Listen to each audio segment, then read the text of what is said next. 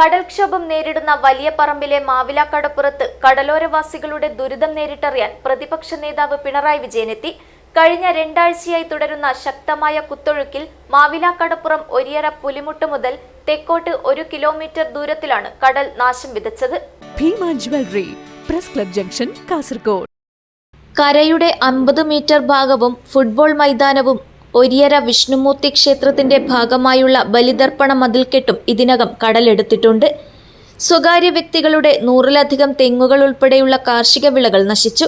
ഓരോ കാലവർഷമെത്തുമ്പോഴും കരയുടെ ചെറിയ ഭാഗം കടലെടുക്കാറുണ്ടെങ്കിലും ഇത്തവണ അതിന്റെ ഇരട്ടിയിലധികം നഷ്ടപ്പെട്ടതായി പരിസരവാസികൾ പ്രതിപക്ഷ നേതാവിനോട് പറഞ്ഞു.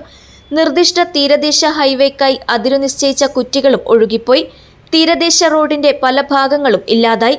തുറമുഖത്തേക്ക് ബോട്ടുകൾ സുഗമമായി കടന്നുപോകുന്നതിന് അഴിമുഖത്ത് ഇരു കരകളിലായും 1 കിലോമീറ്റർ നീളത്തിൽ നിർമ്മിച്ച പുലിമുട്ട് തെക്കുഭാഗത്തേക്ക് കൂടി വർദ്ധിപ്പിക്കുകയും തീരങ്ങളിൽ കടൽഭിത്തി നിർമ്മിക്കാനുള്ള പദ്ധതികൾ നടപ്പിലാക്കാനും ഇടപെടലുണ്ടാകണമെന്നും ജനകീയ സമിതി ഭാരവാഹികൾ അഭ്യർത്ഥിച്ചു.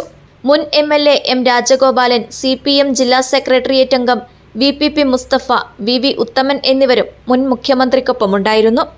News bureau, Cheruvathur.